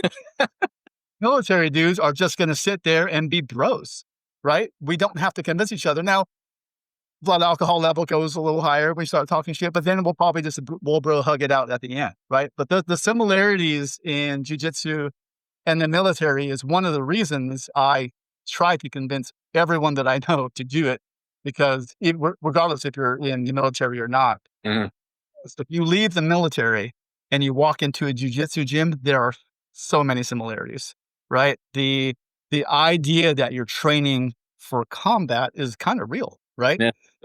If you train for combat in the military, how much of that combat is going to relate to what you can do in the street? Not a lot, right? You're not jocked up with an M4 and night vision goggles, right? You might conceal carry, and that's great, right? I've done that, but the idea of jiu-jitsu is that I can just walk in the street confidently, knowing if something goes down. Now, I do carry a gun too, so let's not get that confused, because fire needs to be met with fire, right? But if it comes down to a hand-to-hand thing, like how cool is it? Because you walk with a bit of confidence when you're in the military, right? You can just see it on the dudes, right? Even though our haircuts are ridiculous, like we're confident dudes, right? And it's the same with martial artists, MMA fighters, Muay Thai guys, jiu-jitsu practitioners, right? There's just this little bit of confidence about them because they do feel confident, because how cool is it that with a pretty high probability that you could defend yourself and who you're with. Yeah. Right. And probably not even take any damage. So it's also true that all it's talking about, Frank, all things that you do, like insecurity is broken through the behaviors that you take, right, to progress through the belt system or to grow through your rank in the military. But somebody can't really bestow upon you the confidence or the talent or you know what I'm saying? Like you're physically doing these things, so you show up differently, and then your nervous system changes, and you're less of a punk than you were before you did those things. I'm still a punk. I'm just less of a punk than I was before I, got my wings and did all the other stuff. Sure. No, 100%. I'm glad you said nervous system, right? When you're when you exercise vigorously, right? There is a nervous system reset, right? And you outside of just like going for a run, right? Like again, jujitsu is so hard. You at the end of 90 minutes, it should be hard to like sit up, right? If you gave it your all. Yeah. Once you do that, the rest is easy. Your nervous system is like completely diffused. It's really hard to get spun up on something like that. Mm-hmm. A bunch of dudes who were told that you are a trained killer, this is what you're going to do, right? And then they're not legal trained killers anymore, but they're still wired that way, right? It doesn't take much to spin them up, right? But if you go to something like, I'm so glad you brought that, Josh, I didn't think about it. If you go to jiu-jitsu, you get that out of your system, and now you just hit on doing, right? Yeah. So that's how you said. Hopefully. That makes sense. Yeah. Ken Kennedy, he said it pretty well. I know that he's in the news right now, but he did say something that's so compelling and true, right? The idea of being peaceful with being like useless, right?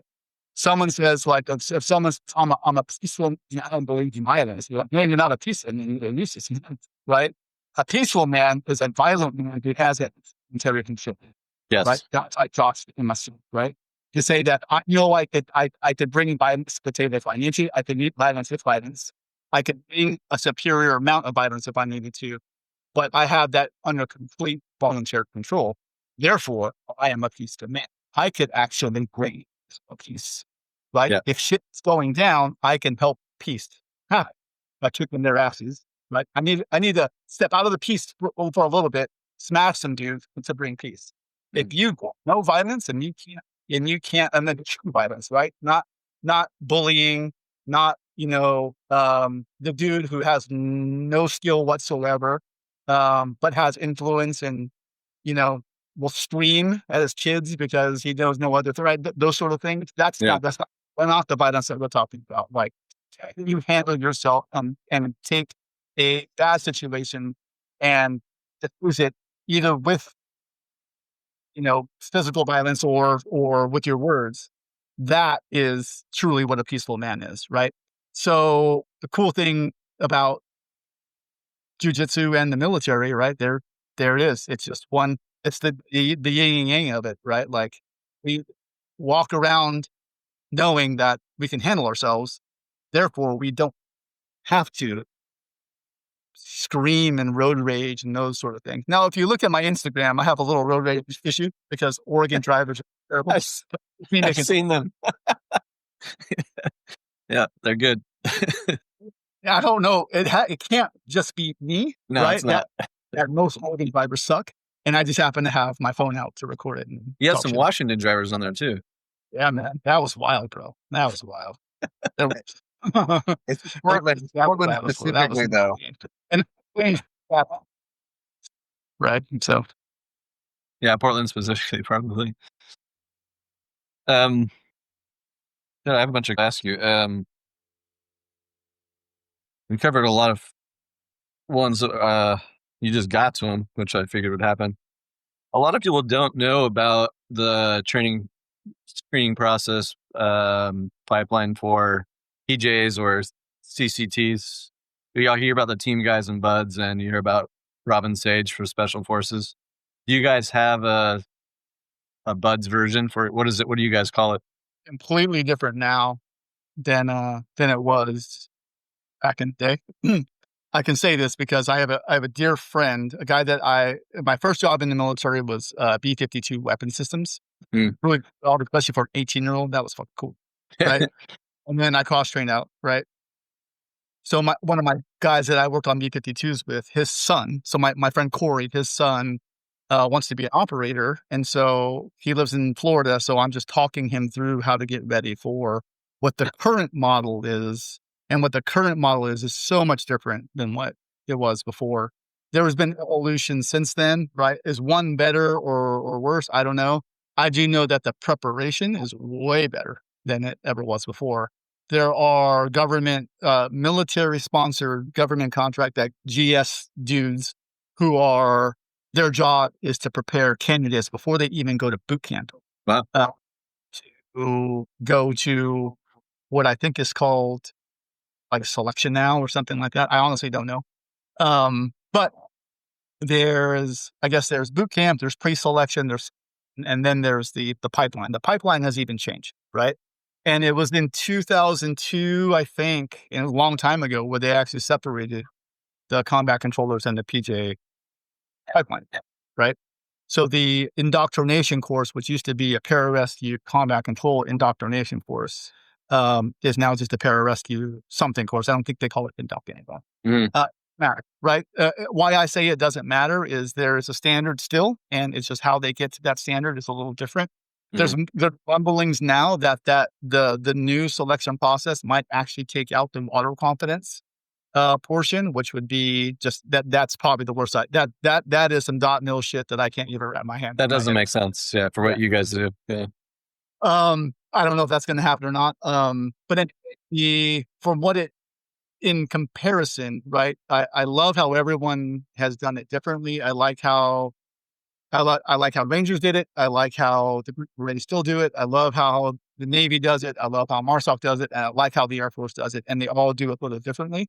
To where the Navy, right, they haven't changed that process from what I've been in a long time. They've obviously fine-tuned it quite a bit.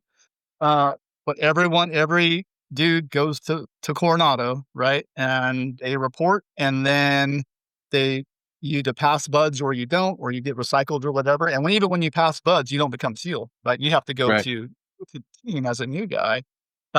And you have to go through, there's an acronym, I'm sure, I don't know, I'll butcher it, right? But you're there for a while, going through your skills training, and suddenly everyone jumps into the water, and when they come out, they pin a trident on, which is pretty bad, right? Yeah, it's like 2 years. They say a year to 2 years, right? So the Air Force, and again, it's different between combat controllers, and now the whole special warfare, Air Force special warfare model, it's Pararescue, combat control, special reconnaissance, which I think used to be combat weather, right? And then TACP, right? Tactical Air Control Party.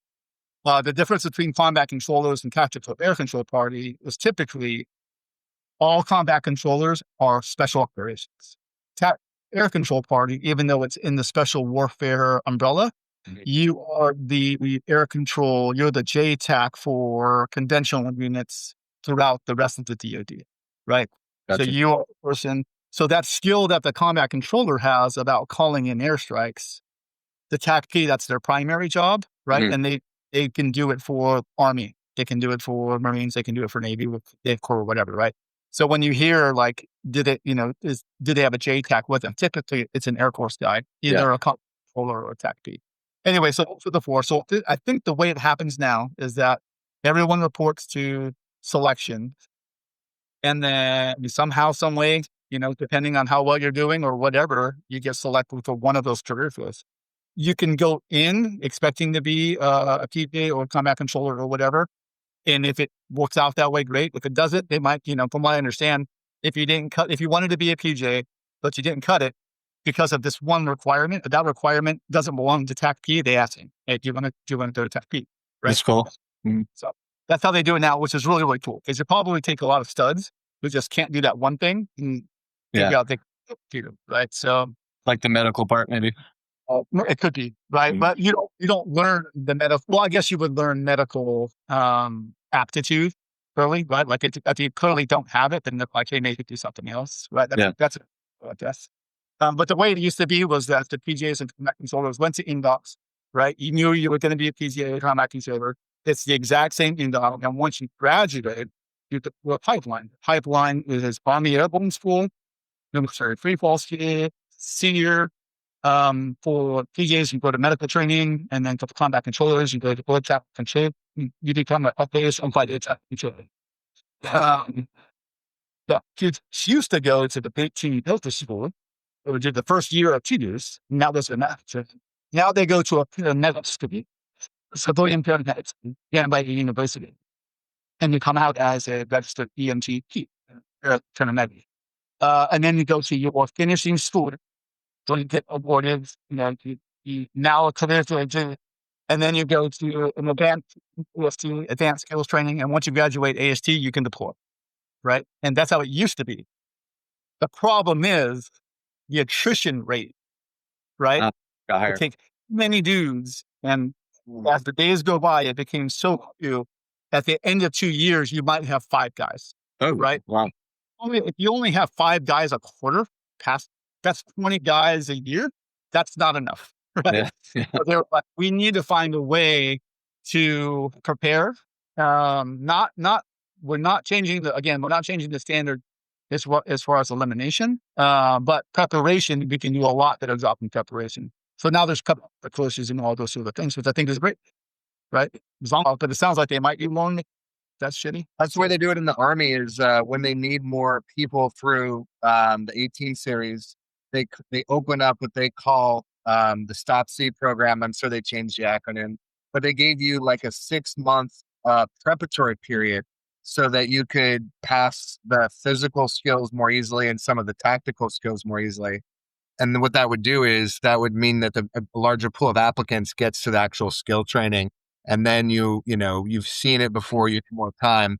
And so lo and behold, you give people extra 6 months, you have a lot more, the higher success rate. Standards stay the same, but you just took more time. It was more expensive to get them through there, but you end up with a larger pool of professionals. There you go. Yeah, Simple. I do have a buddy through Jiu-Jitsu who went through the 18X program and is a Green Beret now.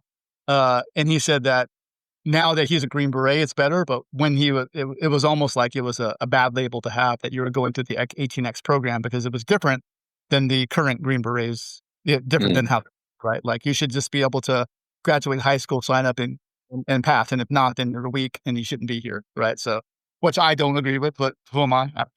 No one cares. Oh, they needed it back then. They had to get soldiers in the field, so made sense. My time in the Air Force was I enlisted in 95. I went to tech school to be a B-52 weapons guy. I did that for a little bit. I really liked it. I actually just got bored of it. Right. So I wanted to be a PJ. I got hurt during that preparation. I became a combat search and rescue helicopter aircrew member, a gunner. That's why I love Black Hawk so much. Right. I did that for a while. Did that actually for my first couple deployments, and then I cross trained and I came to Portland. And then my body was beaten up at that point to where operating just was like, and my new marriage at the time, she was like, hey, if we're gonna have children, like you can't keep this up, right? The operational tempo, the deployment, the constant, it's almost the professional athlete sort of thing to where you would rehab and now you're healthy, then you would operate and then you would get hurt and then you would convalesce and then you would rehab and get healthy and then hurt and repeat. Guys are still doing that and they're pretty up, right? So advantage of an opportunity. The commander at the time, combat rescue officers were brand new to around this time. Now they're colonels and stuff, right? That's pretty cool. That's how long it's been. My combat rescue officer commander was a butter bar lieutenant. Really? That's new combat rescue officers were, right? They took the PJs at that unit and they're like, who has a degree? 4 of them go to OTA. Okay. Right. So now they're officers and now they're like commanders and shit. Right. So, but they were also our bros. Right. And they were like, hey man, like, do you want to do this? Do you want to keep doing this? Like, because we're all doing it. Right. Hurt, rehab, hurt, rehab, right? That sort of thing. I'm like, not really. They're like, well, I mean, while this is still legal, you can medical out right now. I had enough justification from a really bad injury to my neck where I can out. So I did, right? So I don't claim like, hey, I was this this kick-ass operator. Again, I love being a student, right? A lot of experience, went to a lot of schools, did a lot of cool shit, met the greatest people, did a lot of cool missions, was in the sandbox, did thing. There are dudes out there that wore the same uniform. I wore the same uniform as them, same qualifications, etc. That did 50 times what I ever thought I can do, right? And I'm just blessed to know them and support them. My niche of the thing that I brought is like, I love getting dudes together and just making sure that their minds are good. Like, right? Like, Love it. are you like, Mhm. they've done that for me, right? I had great mentors. And introducing them. Yeah, totally, man. Right. Like introducing them to jiu-jitsu, the gunfighting thing, like the tactical training thing it was a pillar for me for a long time. Right. It Mhm. was one of my core competencies that I would say of my pillars. That was one of them. And I didn't want to lose it. Right. So that's why I kept doing it. And that's why I continue to do it. Right. I do less of that now and more grappling and jiu-jitsu, but that's still one of the things that keep me going. And really what I want to do is just make sure that everyone is okay. And so, and my family say that's the thing about Frank is instead of checking in on people, that's why I check in on Miles all the time, right? Like, you check in on your brother. I don't know where he is and what he's doing, right? But I think he's doing shit. So I'm glad that social media exists. I'm glad that platforms like this exist, so we can say whoever listens to the thing, right? If any of this resonates with you, like, put my email address in there or find me on Instagram and I'll chat with you. No big deal. Right. And I'm not an expert, right? I would call Miles an expert in this. But one thing I can do is connect people with people like Miles and Travis and the like. Right. Those are the things that's my current mission. Right. The word mission gets used a lot. That's my current mission is to be able to do just that.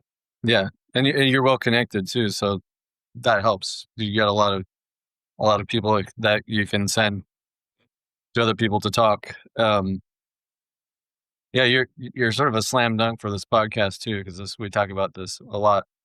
What I know we're probably running long on time, but if we have a closing thought, what's your advice to maybe even men in general, but veterans in general who are still struggling?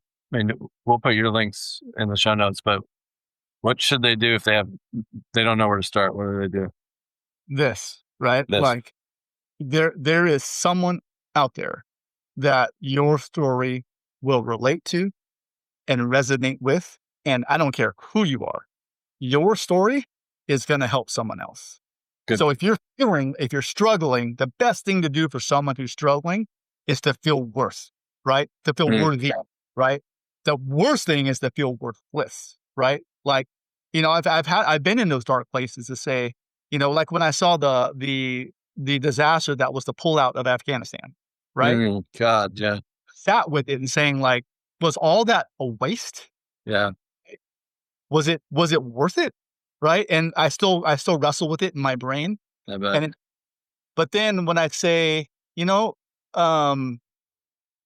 couldn't do nothing after 9/11 happened, we did something. And in that something, great things happened. A lot of bad things happened. Right. Obviously, we couldn't do it forever. So let's pick up the pieces. And a lot of those pieces that are picked up is what someone like Josh would say, or myself to say, was my time, was it worth it? Right. And then what I would say to them is just like, dude, your time, right? Person X called Mike, like, Mike, your time was so worth it because I want to hear your story. I want to hear it and I want to feel it. And just trust me because I've been doing this long enough. Again, my buddy Keith died in, I believe, 2012. 13 years of doing this and talking to people, right? Every story that I hear will help someone, right? Yeah. I don't care if you were 18 years old, like we'll use the 18-year-old infantryman, right?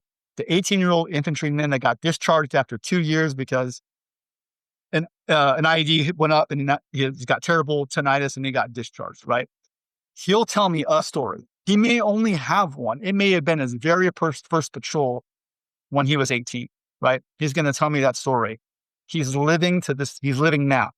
Dude, That's a fucking story, right? Yeah. Someone's going to hear that story and be like, he did it. Maybe I can do it. And if we can connect those guys, right? It's like the friend for life sort of thing, right? Yeah. Those sort of things. So my recommendation for anyone, because bro, I've been there, man. Like I have been there to the point where I've been at funerals and being like, Wow. is my funeral the next one? Right. Right. Mm-hmm. And not because I'm unhealthy, because I'm a very healthy dude, right? But my funeral could be the next one because there's a lot of dark stuff going in my brain right now. And it's only when I go to it's oddly enough, I go to those funerals and all the people are there that want to hear me and want to listen. And I want to listen to them, right? So if you have the opportunity, right, find the opportunity. Social media, it helps, right? It's also, I mean, some people say it could be a bad thing, but it also can connect you. It can connect you. You can listen to something like this. You can listen to the Vet Speak podcast. You can listen to Sean Ryan and those stories, right? Oh, yeah. Mm-hmm. Someone there has something that you can relate to. So if you're feeling worthless, tell your story to me and I will tell you how worthy you are, right? Brilliant. I mean, how badass is it that someone is 16 or 17 years old and saying, yep, put a gun in my hand. I will go fight for my country. I don't care if I die. Yeah. Where do you find that? Pretty gangster, right? Yeah. So at one time you were a gangster. I'm not saying you have to be a gangster anymore, right? But someone values that mentality. Guys like on this panel will value it. I know my kids value that sort of thing when they talk to about it. My dad was a Vietnam vet. Like I'm sure I would listen to him, the same fucking stories over and over again for decades because, right? Why not? Because I thought he was my hero and those sort of things, even though I got bored of the stories. But then I would meet a friend of his, right? And then he'd have a spin to the story. Well, he had an extra detail to the story, right? Mm-hmm. And it was live again. And just to look on those guys' faces, right? To say, hey, here's this kid, me when I was still a kid, right? Who wants to know these sort of things. Start telling your story. The more you tell your story, the more you're going to relate to people. Because right now you feel like you're not relating to anyone, right? Let people remind you how cool the things, even if you fucked up, maybe even you were a total fuck up, right? You were still a gangster at one time, right? That's pretty cool, right? And don't ever forget it, right? Now, on the flip side of that, then you could edit this part out, right? Like if you were a dirtbag and you deserve a dirtbag life, fine, that's what you got, right? But that's not the case for most people. Most people just don't know, right? Especially if they were pulled on the side. Yeah, for sure. Well, Frank, I feel like, anybody who talks to you or listens to you talk for 5 minutes, they're going to be cured of whatever ails them, whether they were sad, whether they were bipolar, whether they were schizophrenic, they're going to get sorted out, man. You're going to have it going. That's it. Thanks. Yeah, no, this is fun, man. And I will tell you, and this is why I can say this, guys, like right now, even me, like I feel so much better now than I did 2 hours ago. Right? Love it. Love it. Dude, that's it. That's the medicine. Right? So just talked about it. That's right.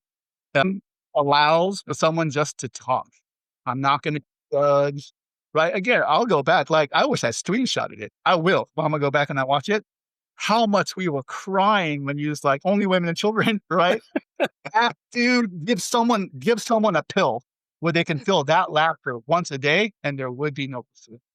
Right? Totally. Give them dudes that can relate. We can do dark humor if needed or whatever, like sarcasm, right? Like my wife will never get it, right? Like how men, especially veterans, right? We will so much sit to each other in front of our faces, right? Yeah. We will take all your little failures and exploit the hell out of it. Bust and balls. Yeah. Lie in front of a train for you at the same time. Exactly. Right? Exactly. Yeah. So, and it's unfortunate, right? This is another topic, but like women will say, oh, you're beautiful, you're great, you're awesome. As soon as they turn their back, they're talking shit about other women. Right? Right. Yeah. Like the military dude, that's the opposite. Yeah. But we will say all the shit. I'm trying to hurt your feelings. That just means we like you. So that's only, I would not put that energy into it if I didn't like you. Correct. Yeah. You just ignore them. Yeah. Totally. I think I heard Jocko say in the SEALs, if someone's, I don't know what the word is, that not a good guy, they'll say, oh, how's so-and-so? And he'll say, oh, he's a good neighbor. Yeah. That's it. And then no further conversation. Yeah. My dad's from Texas. He passed away, but he's Texan. And so his thing, and he would tell me this, he was like, if you heard someone say, well, bless their heart, they're actually talking shit about you. Yeah, that's a Texan thing. Yeah. And so I heard about that too. I heard that a couple times in the military. He was like, yeah, like good neighbor, like, yeah, it's good dude. Like if they're not like overtly standing there and like praising you or openly talking shit about you, then exactly. They're like, yeah. Right? Yeah. Oh, that motherfucker? Yeah. Obviously, when some start talking about, they love him. Right? Yeah. We'll get around to why we love you, but I'm going to call him a motherfucker first. So. Yeah, that's the gallows humor. Medicine. Yeah, I think that's what's largely men are missing in the civilian world too, is they don't have this. We're missing this. Yeah. There's a male loneliness epidemic in the world, and male suicides are going up. We're told we're toxic. We're told we're bad. We don't have a squad. We don't have community. We can't talk like this, and that's going into the military solves that problem. But if you don't go into the military, where do you find that? And that's what this podcast is kind of about. Connor Beaton and Trevor Boehm, their podcast, that's what it's about, like men's work and things like that. So we do need to fix that. Along those lines, this might be our fifth last thing. I remember when I first got into corporate America, like truly not bartending, like an office job, right? When I first got into sales, calling, prospective clients, trying to sell them IT technology, right? That job itself was cool, right? I enjoyed the challenge. I enjoyed actually just calling people randomly and having conversations. And if the dude was a veteran, hook, man, I got you. Like, I'm telling you, secret. No, I haven't. But I remember when I started, I was a 13th person in a 12-person class, right? Means someone vouched for me to get me into this training class to become a technology sales guy, which first of all, I have no sales experience. I have no technology experience, right? Someone vouched for me to do so. Ended up being best man at my wedding. So with that, someone took a risk on me and I didn't want to let him down. Once we got onto the sales floor after a month of training, I learned how the rest of society works. And I really hated it. Like dudes, grown men in their 30s with children, with tuition, rolling their eyes at their manager like, fine, and just walk away and stomp off. I'm like, the fuck? Gosh, imagine that. I can imagine a fisticuffs busting out because of something like that. Yeah, right? Let's just change that narrative a little bit. We're in uniform. It's kind of a little act today. We're in the office. We're not even in the field or at the range or anything. We're chilling, right? And then Master Sergeant says to Sergeant, hey, before we go, let's make sure the trash is taken out. Looks around, even though he's a sergeant, he might be the lowest ranking dude there, is like squared away, right?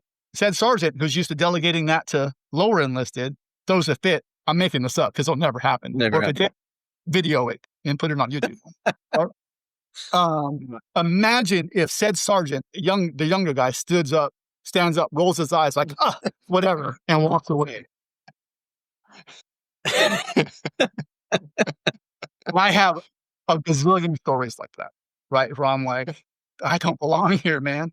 Yeah. The guy might not be a good manager. He may not be a good leader, but he's who's there, right? And I'm sort of reporting to him. He has my respect. I will treat him with respect. Mm-hmm. Probably go better for you. Man, I miss it. I miss it. I bet you do. Well, Frank, me and you got to have beers sometime. That's a fact. We got to figure that out. I know we got to wrap it up here, Miles, but we'll exchange info after this. Yeah, 100%. Yeah, you guys absolutely should. And I'll YouTube that one because that'll probably be a cool conversation. Yeah. Thanks for coming on, man. We'll link everything. Thank you. Yeah, of course. It's exactly. I forgot we got the Hawaii connection too. Surf's up. So I'm gonna push stop, but stay online because I'll make sure it's uploaded.